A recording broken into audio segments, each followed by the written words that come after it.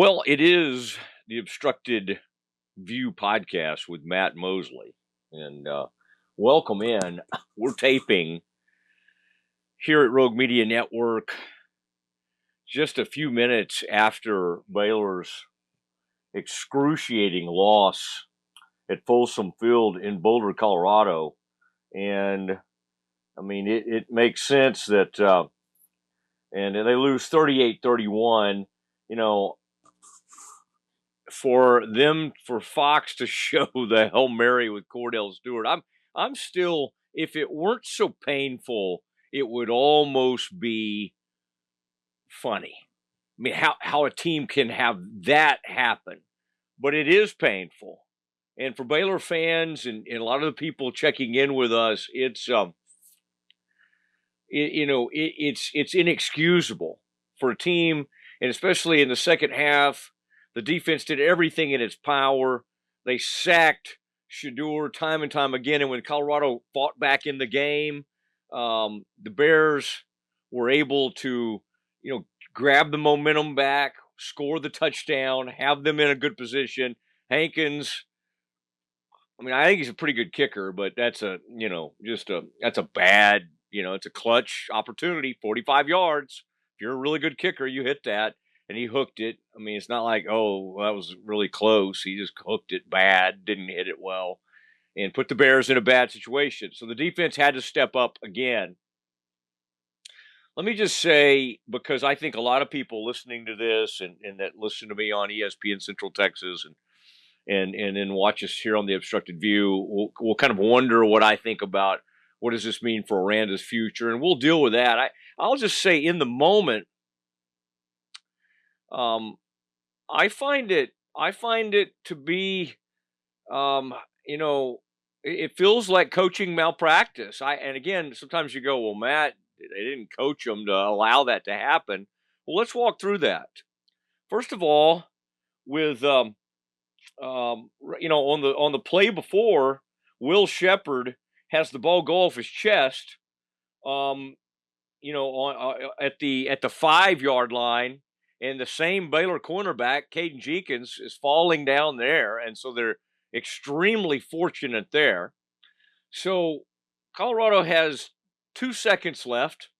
All they can do is throw a Hail Mary.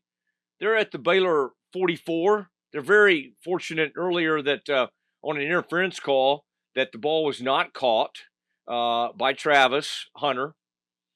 And on the Hail Mary, I had said, for the people watching it with me, I said, okay, so they got to put some people back there at the end zone. Now, I kind of thought they should put them back there at the goal line, like you usually see in this kind of situation when they put 2 players back there to serve as safety. I don't really have a problem. People always go, oh, they gave him too much time. They did hit him as he threw. It's really not about, oh, they let him sit back there all day. That's not the case.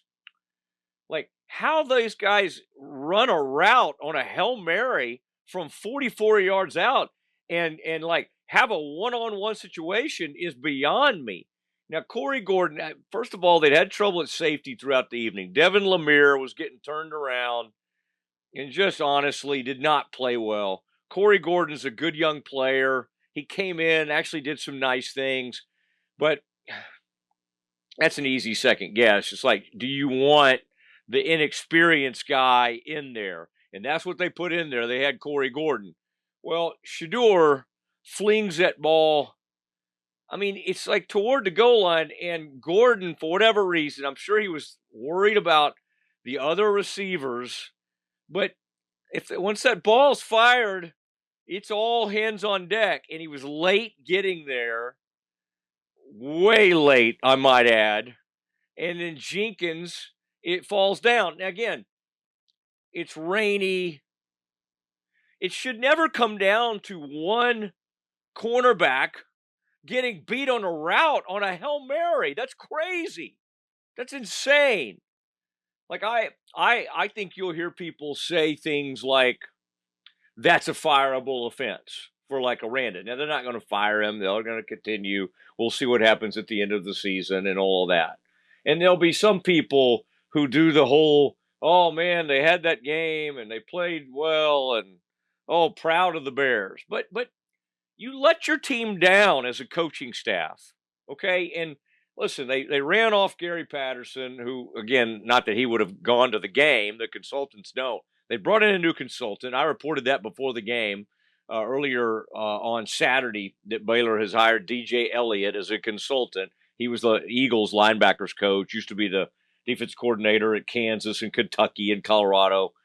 And they brought him in, and but the bottom line is you got a guy over there calling the defense. You're set up, and the one thing you can't do is the one thing that happened. All you do is when that ball is delivered, everybody's running over there to knock that ball down. Even if you have to tackle the guy, at least they would still have to run one untimed play.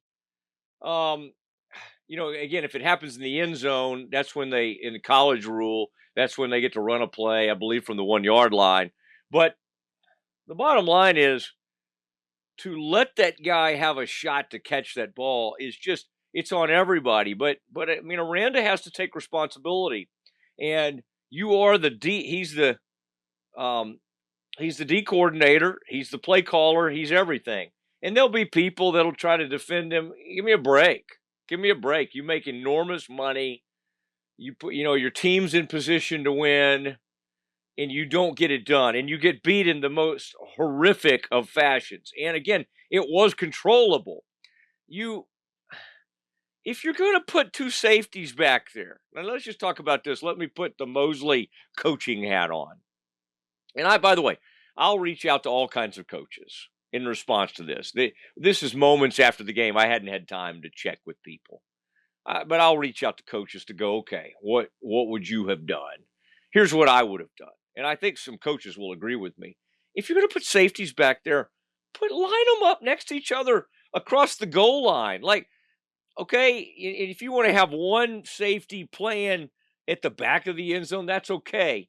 But to get beat on a one-on-one route, it's crazy. It's insanity. It was from 44 yards. So he had to fire that ball from about 47 or 48 yards, and he threw it on the line. Is he talented? Lord knows he is. Is he going to be a top 10 NFL draft pick? Probably so. But he's down to his last throw. And the Bears allow that.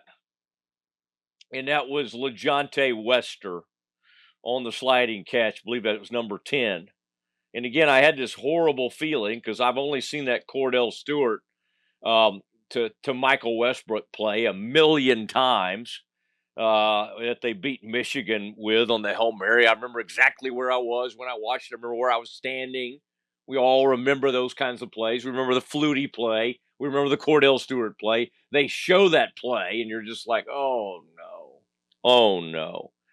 And then Colorado, I had this thought as all those fans ran out. Like, how do we have penalties for, like, taunting and all these things, but it's, like, perfectly okay for the stands before the game's over while you're still reviewing the play to everybody just run out on the field? Like, in college basketball, like, there are sometimes, you would think that would be some form of penalty, but whatever. They lost it on the play, and Aranda has to wear this one. I mean, I loved how Linton played. Keaton Thomas, he had one really bad play on a late hit of Shedeur that he did not need to do. I think they were able to regroup on that specific drive. But in the second half, because Colorado made it 24-17 before the half, and that was bad because Baylor had them down 24-10, and Sawyer threw a really nice pass out there, and Ashton Hawkins has to catch that. Okay, you can say, oh, Matt, you should have put more air under it. Give me a break. Give me a break. Did you see what Monterey You see what Monterey Baldwin did on that catch? I mean, did you see what Hal Presley? You make plays for your quarterback, for your young quarterback. And some other guys did. And Ashton's a great player. I love Ashton Hawkins, but you got to make the play. And of course, that would have allowed them to have a shot at going up 31-10. Instead, it was 24-17 at halftime, and they let Colorado back in the game. Game should have been over. I mean, there were all sorts of opportunities. Shedeur ran for, way too many yards. But the truth is, in the second half, they made some adjustments, and they did a nice job knocking him down and not letting him do what he'd been doing, and sack after sack after sack. I thought the pass rush was great. I thought the D line held up well. I feel bad for those guys because they were asked time and time again to rescue the Bears, and they did. The pass rush, I feel like, did its job, and then you're asking your defense with 2 seconds left to keep a team out of the end zone from 44 yards out. It's embarrassing. It's I'm a longtime Baylor fan, and I've lived through some of these embarrassing endings. One of the worst, that was a horrible sign for the Kevin Steele era, was when the game was over and they're playing UNLV, and he decides to try to go ahead and burst in for a touchdown. Ball comes out, and they run it back 99 yards the other way, and he loses, I think that was either his first or second game coaching the Bears. Okay? Just absolutely embarrassing. But when you have a team, okay, Sawyer Robertson played his tail off. I mean, the numbers aren't great, but he made clutch throws. He made the gorgeous throw to Hal Presley. Hal made a couple of really good plays in this game. Katron Jackson made a couple of really good plays. I mean, these guys played well enough to win. Late, Big Dom Richardson. I mean, I don't know what you can't ever know what this team's going to do, because you thought Bryson Washington was going to be like the bell cow, and then they saved Dawson Pendergrass for late. They got a weird running back rotation. Nobody knows what to make of it. The one thing they have is Sawyer can run, and he did it again, and he put him in position down there. And I wish he had gotten into the end zone. The guy made a pretty good tackle, and of course they were going to be in the end zone on the play where Travis Hunter, Travis Hunter makes the hit, puts his helmet on the ball, and the ball comes out on who's that? Dom Richardson down there, and it did look like. I mean, at first I was hoping he was over the goal line, but it's hard to overturn that. Ball comes out, squirts into the end zone. Bears lose. Okay, they at least tied it up there. It would have been interesting to see what Aranda would have done, given the momentum of the game, everything, all the craziness that had happened. Would he have gone for two and gone ahead and tried to win the game there? Kind of think he would have. I'm sure as I'm taping this, he's being asked this, and I would imagine he was thinking about having a play ready there.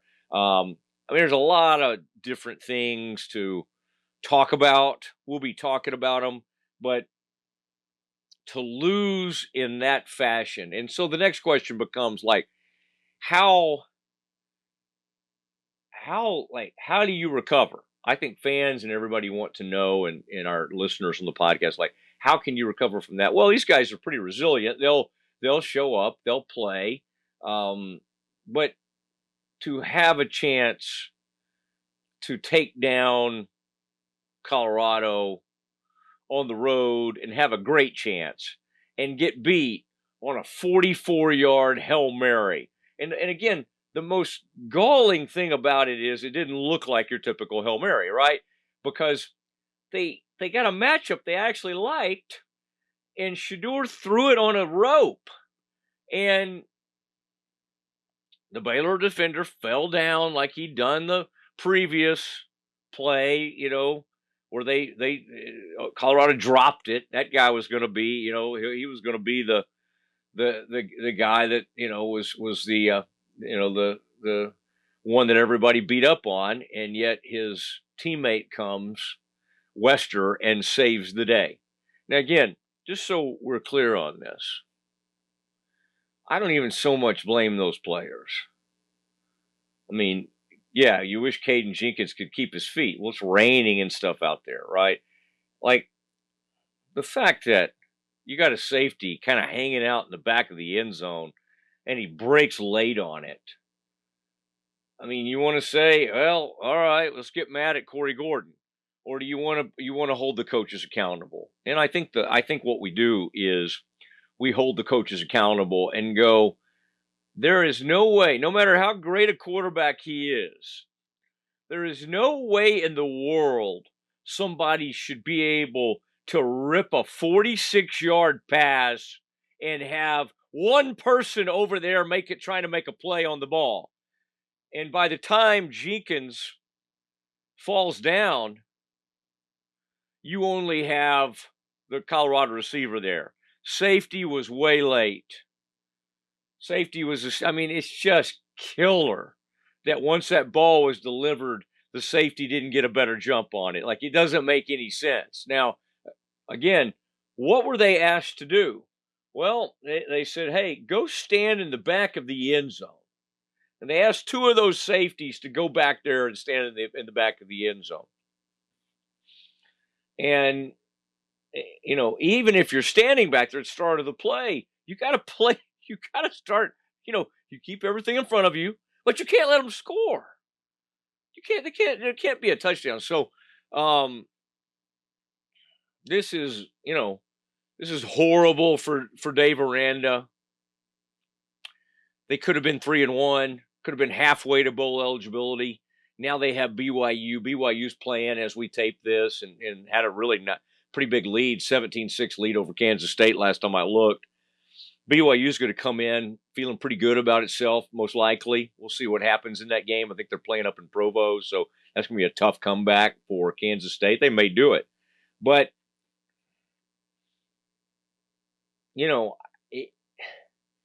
right now I'd have to say, if you said, Matt, what do you think is going to happen at the end of the season? I would tell you Dave Aranda is going to get fired. But I thought that at the end of last season. They gave him another year for different reasons. I mean, the reason I hope like crazy that they don't fire him is other than, I think he hopefully could be a pretty good coach, is I think they got some momentum. They got that 2025 class and all of that. But again, this is an enormous black mark on his resume. And he's the play caller. He's the D coordinator. And maybe they'll try to circle the wagons and come out and do whatever they can, but to have a chance to win and have it ripped away from you like that, man, that's coaching. That really is. And I'm sure he took the blame, and which is what all coaches should do. And sometimes coaches almost kind of fake that, like, oh, I'm gonna be the bigger person. But he should get blamed for every bit of that. He is the D coordinator. He is the defensive play caller. He is everything. He is the head coach. He has to wear this one. And this was one of the more heartbreaking losses in Baylor history. And it didn't need to happen. And, you want to call it coaching malpractice? I got no problem with you. I mean, it's because, again, coaches have to choose who's out there in those moments. And you got Corey Gordon, you got a young guy at safety. Now, I get it. Lemire had been out there wandering around in the forest. I mean, you were leaving breadcrumbs to find wide receivers for him. So he was the one who got called on pass interference on Travis Hunter earlier in that drive. So, it's not like I was dying to have him out there. But Gordon broke on the play late. But again, horrific defense And I can't say it enough. You let a guy beat you on a on like a one-on-one coverage, and the safety help. I mean, sometimes we talk about safety help over the top. It's in the end zone. It's a Hail Mary. The safety help has to come before the play even starts. The safety has to be up there around the goal line. Like the moment that pass is delivered, that's got to be a heat-seeking missile toward that ball. You got to make the if you're worried about like interference or something, make them make a call. But you come up there and you knock that pass down. It's one of the it's one of the worst. It is the worst loss of the Aranda era. And you go, Matt, what about Texas State? What about all these other things? And what about getting killed by Texas Tech and Texas? Hey, good candidates. All of them are good candidates. But this one, with what was on the line and how you seemingly had it, and you let it get away, this gets everybody fired. Eventually, they're not going to fire everybody this time, but like in the NFL and even in college, when something like this happens, the D coordinator would get fired. But in this case, it's the head coach, and they're not going to do that right now.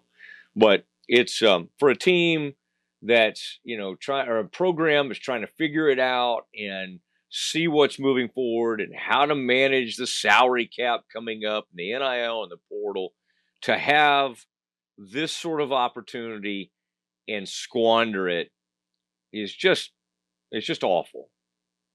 It really is. And so this will test the team to see if they can bounce back. But this one is extremely hard to get over. And this one, as an alum, as a fan, as a media member myself, it's killer. And I think it will be a long time before you ever see anything this excruciating and this mind numbing, this inexcusable is what happened.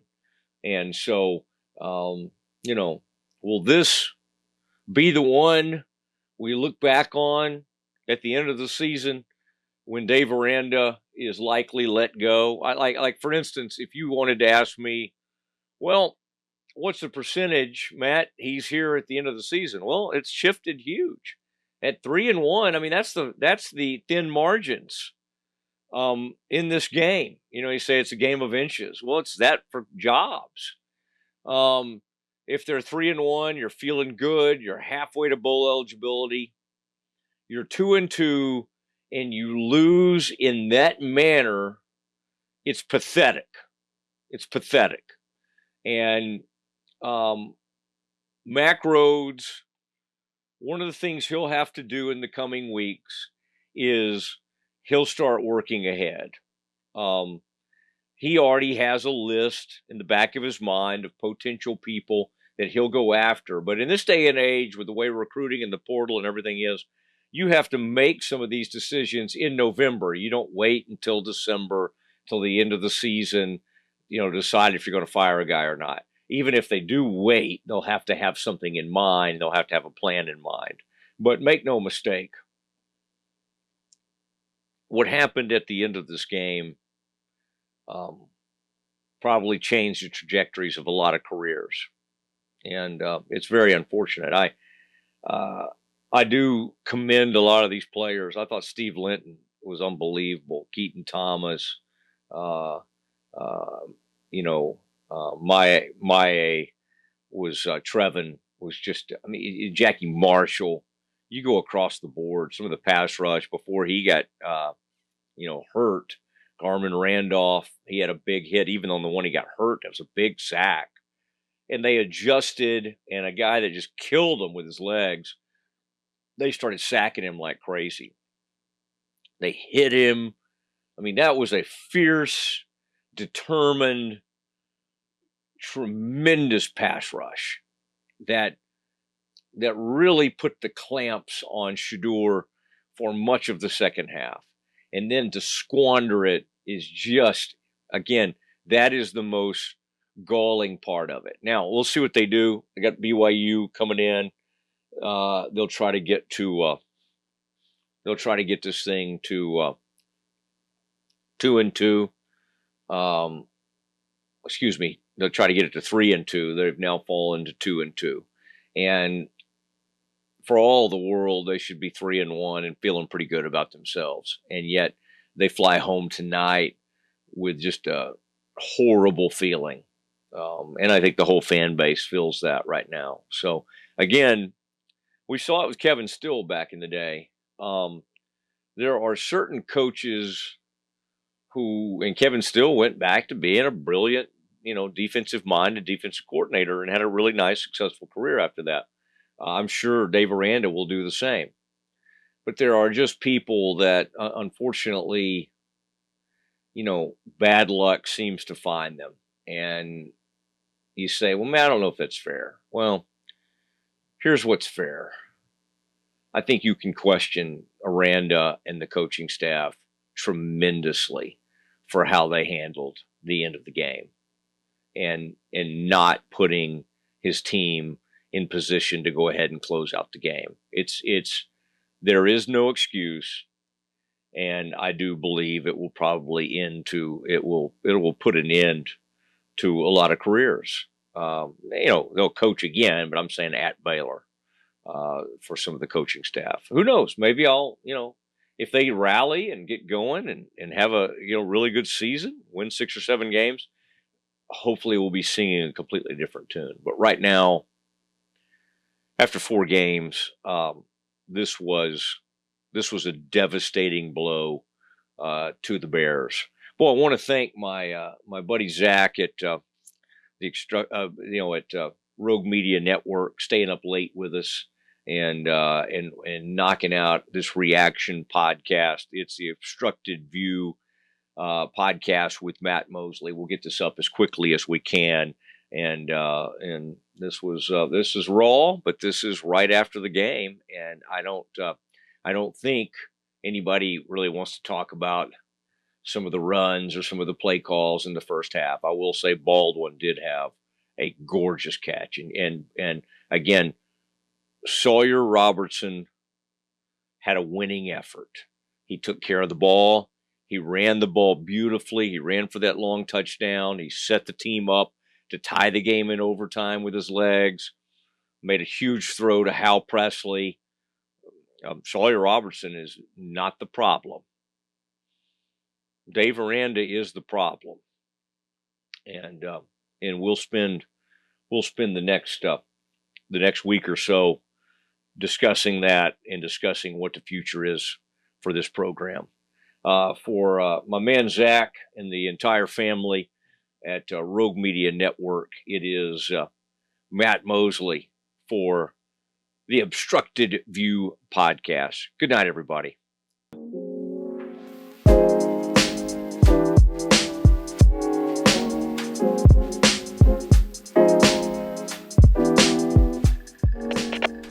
We are Rogue Media Sports.